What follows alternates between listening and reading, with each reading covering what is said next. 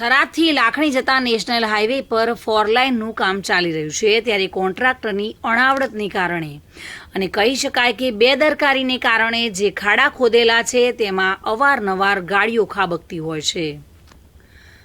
અનેકવાર અકસ્માતનો ભોગ પણ બનતી હોય છે। જો તેમાં સેફટી નહીં કરવામાં આવે તો મોટા અકસ્માતની અથવા જાનહાનિ થવાની પણ ભીતિ સેવાઈ રહી છે। તાત્કાલિક ધોરણે આ ખાડા પૂરવામાં નહીં આવે અથવા તો ત્યાં કોઈ સેફટી નહીં કરવામાં આવે તો 100% કોઈ અકસ્માત સર્જાઈ શકે છે।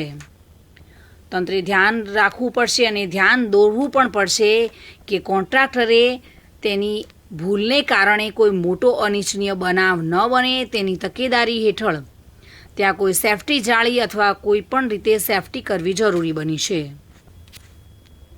મહેન્દ્ર ઓઝા સાથે bureau report, today Gujarati news.